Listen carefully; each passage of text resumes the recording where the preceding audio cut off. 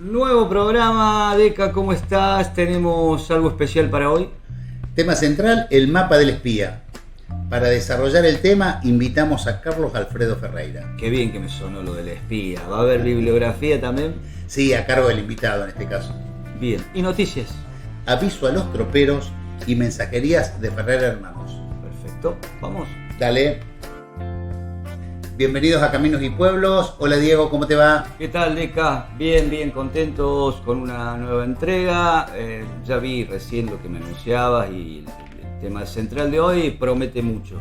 Pero antes de que pasemos a eso, déjame que haga un recorrido para contarle a la gente lo de siempre, pero nunca está de más recordar que visite nuestro sitio web, caminosypueblos.com.ar. Se suscriban al canal de Triple Medias Contenidos y verán ahí el listado de todos los programas que venimos realizando hasta ahora. Agradecer siempre el apoyo de la gente de Estudio Volati que nos acompaña en esta nueva apuesta, en este nuevo formato, y a las municipalidades de Marcos Juárez y Cruz Altas que nos vienen siguiendo desde hace años, apoyando en todos nuestros contenidos. ¿Querés que arranquemos un poquito el tema de hoy? El tema de hoy, el mapa del espía. A cargo de nuestro invitado, Carlos Alfredo Ferreira, director del Museo Jesuítico Nacional de Jesús María y del Museo Nacional de la Posta de Sinzacate, historiador, museólogo y gestor cultural. Ya lo conocimos en entregas anteriores, ya charlamos con él, pero en este caso puntualmente sobre algo que tiene que ver con la caminería, con los congresos, con algo que vos conocés. Sí, porque es uno de los responsables de los congresos provinciales de caminería histórica de Córdoba.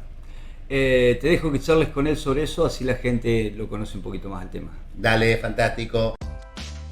¿Qué tal? ¿Cómo están? Saludos, un gusto, un placer estar de nuevo en este programa que creo que abre las puertas a seguir investigando y sobre todo difundiendo las investigaciones, ¿no? Para evitar repetir errores, para evitar hablar siempre de bibliografía vieja y antigua. Tener este tipo de programas ayuda a que la gente y la comunidad de historiadores y también los curiosos sepan que hay información nueva sobre temas nuevos, ¿no? Sí, siempre tratando de recorrer los congresos, los encuentros de historia. Bueno, en el último de Arroyito estuvimos presentes, tratamos de estar presentes también acá en los encuentros del sudeste de Córdoba y sudoeste de Santa Fe, tratar de participar y difundir todo ese conocimiento que se va acumulando, a veces en solitario, desde alguna localidad, y bueno, hay que socializarlo y hay que tratar de, entre todos, como siempre, entre todos se conoce un poco más, y difundir eso, como decís vos, es fundamental. Pero esos congresos de caminería que vos te referías y el que tuvimos este año en Arroyito, arrancaron allá en 2014, si mal no recuerdo, Carlos, ¿no? Así es, arrancaron en el 2014 con una propuesta que hace Rubén Santiago Ruedi, el historiador y escritor villamariense, de hacer un congreso de historia de Córdoba distinto. Él ya tenía una experiencia previa anterior que había realizado 8 congresos de historia de la llanura cordobesa, que habían sido muy exitosos, habían estado muy buenos. Y bueno, me convoca a mí y a Sergio Marchetti, un arquitecto e historiador de los caminos, para ver qué se podía hacer. Y bueno, como yo estaba con mi tesis de doctorado sobre ferrocarriles, Sergio Marchetti con su estudio sobre los caminos históricos del este provincial, entonces terminamos diciéndole, mira, habría que hacer un congreso para vernos entre toda la gente que estudia los caminos, medios, modos y vías de comunicación, la caminería histórica. Y así surgió. En el 2014 y 2015 los 2 primeros congresos se hicieron en la estancia de Yucat, en el departamento Tercero Arriba. Ahí cerca de Villa María, Carlos. Cerquita de Villa María, muy, muy lindo lugar, a orilla del río Tercero, precioso lugar. En el 2016 se lo hizo en Yacanto de Calamuchita, en el 2017 se lo hizo en Villa del Rosario, en el 2018 se lo hizo en Sinzacate, o sea, va circulando por toda la provincia. En el 2019 se lo hizo en La Carlota, en 2020 se lo hizo en Colonia Carolla, a pesar de la pandemia y todo. En el 2021 se lo hizo en Manfredi, y en el 2022 se lo hizo en Villa Carlos Paz. Ahora en el 2023 en el 2023 se lo hizo en Arroyito, que es el que fuiste vos, Claro. y en el 2024 va a ser en Capilla del Monte. La verdad que desde el inicio el sector sudeste y sur de la provincia estuvo representado, ya que estuvo la gente del Centro de Estudios Históricos de Belleville en varios de los congresos, Recuerdo. varios. Estuvo Mario Bonavía, de acá. el gran amigo Mario Bonavía, que hizo un hermoso trabajo y que abrió las puertas de lo que es investigar los caminos ahí en la zona del sudeste. Y bueno, y después en el sur del sur-sur también hubo muy buenos trabajos, sobre todo cuando se hizo el congreso en La Carlota o cuando se lo hizo en Carlos Paz, porque bueno, tratamos en la medida de lo posible de que se sumen historiadores de toda la provincia a este congreso.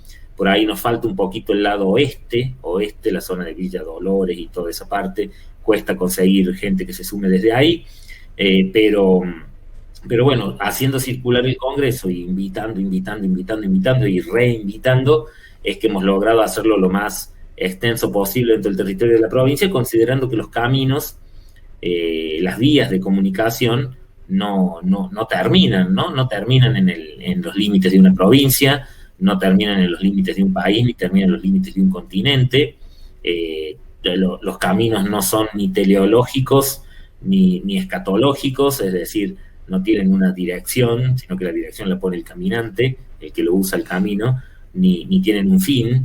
De hecho, cuando uno dice el camino termina en tal lado, en realidad termina porque nadie lo siguió y porque uno va a decir el camino termina en tal lado si uno de ahí donde termina vuelve, entonces el camino sigue, ¿cierto? Entonces los caminos no son ni teleológicos ni escatológicos y esto permite estudiar un montón de aspectos de la vida humana que lo hemos demostrado en los 7 tomos hasta ahora publicados. Aquí están, es mucho material para leer. Discúlpame, Carlos, la importancia de los encuentros es solamente no que nos juntamos ahí y sabemos lo que está investigando el otro, sino que se publican. Eso es muy importante. Sí, se publican y todavía se publican en papel, cada vez menos ejemplares, porque hoy la accesibilidad gratuita del PDF es una facilidad extraordinaria que a todos nos facilita tener la info, y el libro en papel hoy se considera más un objeto de lujo, más que un objeto de intercambio de información. Hoy el intercambio de información está en PDF, en HTML y en otros tipos de programas. Y el papel, bueno, el papel sigue siendo como un objeto de lujo para quienes nos gusta leer, ¿no? Por eso también cada vez son más caros, porque al imprimir menos ejemplares aumenta el costo individual. Pero sí, lo bueno es que el congreso no termina en el congreso. Esto es fundamental lo que acabo de decir. Los congresos de caminería no es que terminó el congreso y nos vamos y chau, sino que los autores tienen la obligación de presentar su trabajo completo, con las citas, con las notas, con todo, y luego se publican en la página web del Museo Jesuítico Nacional de Jesús María como libro, se lo publica como libro en PDF, o sea que cualquiera lo descargue en su casa, y también en ejemplares en papel para el que lo quiera tener en papel. Así que eso es muy importante porque garantiza la permanencia y el intercambio fluido de la información, ¿no? Carlos, para aquel que nos esté viendo y quiere acceder a esta bibliografía, ¿cómo llega? Uno puede entrar por la página web directamente e ir a Museos Nacionales y en Museos Nacionales buscar Museo Jesuítico, o directamente poner museojesuítico.cultura.gov.ar y allí buscar congresos de caminería histórica, y una vez que lo buscas, abajo, que tiene una pequeña descripción de qué son los congresos, más o menos lo que estamos hablando, abajo tenés los 7 tomos para descarga, así que recomendable. Muy interesante y mucho trabajo serio el de la caminería y de todos los libros y todo el material que hay para consultar, del que vas a formar parte, pero ya lo vamos a contar un poquito más adelante. De todos modos, a mí me prometiste espías y mapas, así que necesito mostrarles a la gente esto. Que es un mapa de 1816. No sabemos bien realizado por quién. Ya lo va a contar Carlos. Es un mapa que ha salido a la luz para nosotros hace muy poco tiempo. Muy interesante. esta persona va marcando el camino desde que sale de Buenos Aires hasta lo que es el Alto Perú. Y en cada una de las postas va haciendo anotaciones. Anotaciones que obviamente nos sirven de referencia a nosotros. Muy interesante. Muy interesante, Carlos conoce bastante del tema. Vamos a la charla. Dale, Carlos, seguimos. Bueno, ese mapa es extraordinario, es un mapa de 1816 en inglés, que tiene 2 tipos de letra y 2 tipos de tinta. Da la sensación que alguien lo hizo y después alguien lo usó y agregó algunas notas. Fue donado a la Biblioteca del Congreso de Washington en 1966. No sé por quién lo donó. Lo que sí sabemos es que su ficha de préstamo estaba virgen, o sea, nadie lo había consultado. Hasta que un historiador mexicano, amigo de Sergio Marchetti, lo consulte y le manda la copia a Sergio. Y bueno, la verdad que nos revolucionó enormemente, porque el mapa no solo es un mapa, sino que es muy, muy descriptivo. Va describiendo la zona, los lugares, los parajes, diríamos, contando las características del terreno. Por ejemplo, en la zona de Impira dice camino malo, en la zona de Sinzacate dice la mejor posta de todo el camino real, pasando la zona de más al norte de Sinzacate dice hermoso paisaje con cosechas y con ganado y con montañas muy verdes, y así en cada zona va comentando, como dando datos al viajero, que como dándole datos precisos de lo que se va a encontrar, y también con la cantidad de millas supongo que serán millas inglesas, entre posta y posta, ¿no? Así que realmente es un mapa impresionante, tiene bastante escrito en la parte del sudeste de Córdoba, y es realmente extraordinario la información que tiene. No sabemos a ciencia, vos me contaste, no saben a ciencia cierta quién es el autor. Se sospecha que puede llegar a ser alguien que estuvo investigando por acá o tratando de ver qué se encontraba en estas tierras. Por eso la pequeña descripción que va haciendo. Sí, o sea, es evidente que hay un trabajo de inteligencia allí, porque se describen muchas cuestiones de cómo circular, de lo que hay y de los recursos. Incluso describe las ciudades y los monumentos, y describe algunos caminos secundarios. Realmente, es extraordinario, y además, si fuera un trabajo hecho, o sea, un comerciante o un viajero común y silvestre no hace esas anotaciones. El comerciante, si tenía que comerciar, comerciaba e iba. Esto me parece que tiene otro objetivo por el tipo de descripciones, y además tiene 2 tipos de letra y 2 tipos de tinta, lo cual demuestra que fueron usados por 2 personas, ¿no? Sí, muy interesante. Después también nos debemos el trabajo de ir en distintos periodos, de ir determinando los distintos periodos y cómo se fue circulando en cada uno de ellos, ¿no? Por ahí tenemos la idea de que las diligencias siempre existieron, no es así. Vos hablaste de Sopanda en algún momento, o que es una cosa diferente. Las carretas, a partir de cuándo empezaron a circular. Sería muy interesante estar viendo también qué tipo de vehículo se fue usando y cómo se fue evolucionando ese tipo de vehículo. Claro, es que el tipo de vehículo es compañero del tipo de camino, ¿no? O sea, los distintos caminos te generan distintos vehículos. Además, había mucha adaptación a la cuestión climática. Los caminos también cambiaban un poco su recorrido en poquitos kilómetros, en poquitos metros a veces, pero por cuestiones ambientales, geográficas, podía ocurrir que un camino se usara más en algún tiempo y menos en otro, o también que desviaran un poco en algunos metros, no mucho en general. Los caminos son los trazados que conocemos. En 1600 el camino real era más o menos igual a 1850. Pero ¿no? pensemos, o sea, que eran solamente huellas en el camino, no pensemos, por ahí para las generaciones actuales, no pensemos que estamos sobre una ruta o un camino de tierra como lo conocemos hoy, ¿no? No, eran huellas, realmente eran malísimos. No existía el concepto de obra pública. De hecho, los privados podían hacer alguna mejora hasta 1850 no existía el concepto de obra pública, entonces podían hacer alguna mejora en algún vado, algún puente, pero no más de eso. Era algo muy, muy básico. De hecho, los puentes eran tan básicos que recibían el nombre del dueño, ¿no? El puente de Márquez, el puente de López, el puente, o sea, porque los hacía una persona privada, que normalmente cobraba peaje por cruzar allí. Un concepto muy medieval, ¿no? De yo te hago la obra, yo te cobro. Pensar que hay políticos argentinos que están queriendo volver a eso, ¿no? Algunos dicen que quieren volver a 1800, pero quieren volver en realidad al siglo XIII. Con Inquisición y todo. Pero bueno, en el caso este de los caminos que nos ocupa, eran... A ver, nosotros tenemos que entender varias cosas, pero una de ellas muy importante es esa visión estática que tenían de la situación en la época colonial y en el siglo XIX. Es decir, no había grandes...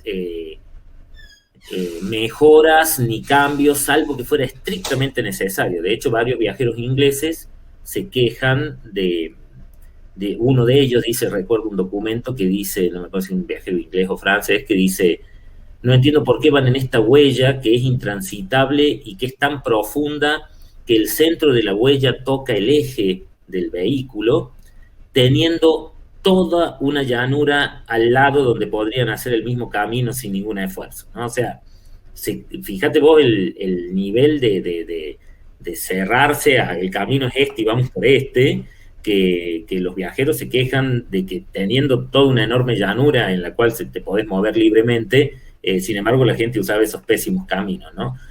Cruzar los ríos dependía de la situación climática, también dependía de la cantidad de bueyes y de la ayuda que podías recibir para cruzarlo en determinado momento. Bueno, era bien complejo. A eso tenés que sumarle la cuestión de los caminos que iban más por zonas de frontera que podían sufrir ataques indígenas. Y bueno, entre lo climático, entre lo social y entre lo bélico, los viajes eran realmente complejos, ¿no? Y agrego un poquito, Carlos, y volviendo a lo que es el antiguo Camino Real. Bueno, recién un puente en la zona que estamos nosotros, en el sudeste cordobés, recién un puente es en la zona del Saladillo, para lo que es el río Cuarto, y es 1785, y dura 15, 20 años y nada más. Obviamente que eran puentes muy rudimentarios y de madera.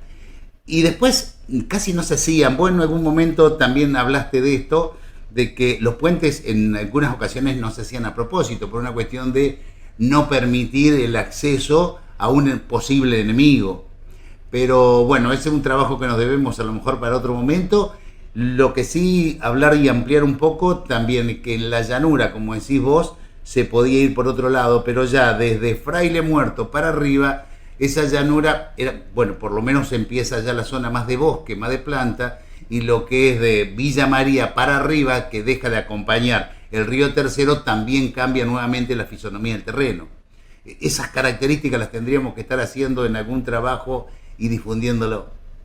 Sí, lo que pasa es que también el ambiente cambiaba, ¿no? En 400 años cambió el clima, entonces también si uno habla de cómo era el ambiente, hay que hacer estudios de palimnología, hay que hacer estudios de historia ambiental y cruzarlo con los documentos, porque nosotros tendemos la creencia de que el clima en aquella época era como el clima actual y no es así. Y bueno, realmente había... y como que a la gente no le importaba si tenía que quedarse una semana y media en una posta porque llovía fuerte y después el camino estaba feo, porque después iban viniendo los chasquis que iban pasando por caballo y iban avisando: che, sí, cómo está el camino, y bueno, el camino está más o menos así, en aquel lado ahí vas a encontrar un desvío porque se ha crecido el río. Entonces era información fresca que el viajero también iba usando, pero también tenemos que hacer un estudio, me parece, Héctor, de la cuestión de la toponimia, porque la toponimia nos ofrecía, le ofrecía al viajero la información que necesitaba. Si vos vas por un camino y te dice Zanjón, o te dice Agua Amarga, o te dice Saladillo, o te dice Monte Largo, o te dice Cañada de qué sé yo, bueno, obviamente te está dando información que quien viajaba sabía usarla, ¿no? Es decir, si a vos te decía, vas por un lugar que se llama Los Quebrachos, es porque allí había quebracho y en otro lado no. Si no, todo se llamaría quebracho. Si vas por un lugar y se llama, ¿por qué hay tantos ojos de agua? Bueno, hay muchos ojos de agua porque para el viajero es fundamental saber a dónde había ojos de agua o baldes, que le decían al pozo de balde, o a los pozos donde se juntaba agua de lluvia, pozo del Molle, pozo de esto, pozo de aquello. Es decir, hay mucha información en la propia toponimia que ayudaba al viajero. Y eso es también un trabajo que estaría pendiente, ¿no? Bueno, Carlos, vamos, la parte bibliográfica te corresponde a vos recomendarla, así que vamos de nuevo, si puede ser, con esa recomendación. Bueno, reiteramos un poco, los libros de caminería, todos los tomos se los puede descargar en PDF de forma gratuita, entrando a la página del Museo Jesuítico, museojesuitico.cultura.gov.ar, van a poder descargar cada tomo. Cada tomo tiene índices que les permiten acceder rápidamente a los artículos. Los libros de caminería son la compilación de artículos, miren, son gorditos, la compilación de artículos de los congresos de caminería. Es decir, los congresos de caminería histórica no mueren en el propio congreso, sino que continúan siempre vigentes a partir de la publicación de esos artículos. Y ya es tal el volumen de lo que se viene publicando de caminería histórica, gracias a APA Ediciones, que ya dentro de los mismos libros de caminería ya hay críticas a artículos de los mismos que están publicados en los mismos libros de caminería, ¿no? Entonces ya se empieza a formar un corpus científico y de discusión muy, muy interesante, y en resumen hay que tener los 7 tomos y después el 8º, que va a ser con lo del Congreso de Arroyito, donde va a estar tu artículo, Héctor, sobre el Camino de Gordillo, que va a complementar al trabajo que había iniciado Mario Bonavía. Así que, bueno, esto va a seguir y esperemos que siga muchos años para seguir estudiando los medios, vías y modos de comunicación del ser humano como única especie que construye y crea los elementos por los cuales se comunica, ¿no? Que ha perdido la capacidad de comunicarse naturalmente, o la está perdiendo, y solo se comunica a través de medios, vías y modos creados por su propia inventiva, ¿no? Muy interesante el programa de hoy, Deca. Lo del mapa me encantó. Supongo que debe haber sido un espía de los nuevos Estados Unidos que también se estaba formando ahí, ¿no? Que venía, por ejemplo, a reconocer este territorio. Sí, tierra nueva para ellos, un país dividido, proclive sí, para algunos recursos, obviamente que había interesados. Ya se veía que iba a ser una de las naciones interesadas en conquistar el resto. Interesados siempre hay si vos te distraes. Me queda que para el próximo material que va a salir de caminería, vas a formar parte de él con un artículo que tiene que ver con los primeros 3 programas del ciclo, ¿no? Que desarrollamos acá. ¿El Camino de Gordillo? El Camino de Gordillo. Bien, bueno, espero que la gente también lo disfrute ahí y se llegue a verlo. Vamos a dejar en el link de descarga lo que tiene que ver con el sitio de la estancia de Jesús María y el Museo Jesuita Histórico. Aquí van a encontrar donde poder descargar cada uno de los libros que mencionaba Carlos. Pero otra de las promesas que tenemos que cumplir tiene que ver con las noticias del ayer. Diario La Reforma del 29 de diciembre de 1870. Dice: a los troperos, se avisa a los troperos tucumanos, santiagueños, mendocinos, etcétera, etcétera, que la chata que está sobre el Carcarañá, en el punto denominado Paso de la Chata, cerca de la estancia del señor Subelsu y antiguo paso de las tropas, después de haber sido reformada a la altura de los modernos buques de guerra, estará dispuesta a facilitar el paso a vado de las carretas, carros, etcétera, con una seguridad y actividad hasta ahora nunca vista. Rosario, octubre 5 de 1870. La tecnología llegaba a los caminos. Sí, lo que sí, sepan disculpar la letra, ¿no? No, son sí, diarios de sí. 150 años atrás. Está ampliada de la mejor manera posible, pero asimismo cuesta leer, hay palabras. Y aparte tienen como otra lógica en la redacción también. Sí, ¿no? Exacto. Pero bueno, vamos con la última. La que sigue. Diario de la Confederación, 11 de febrero de 1860, empresa de mensajería de los señores Ferrer y Hermanos. Se avisa al público que se ha establecido la carrera de Córdoba a Tucumán, saliendo la diligencia de Córdoba el día 14 de cada mes y de Tucumán el 27, siendo su conductor Sireno Beltrán, antiguo conductor de dicha carrera.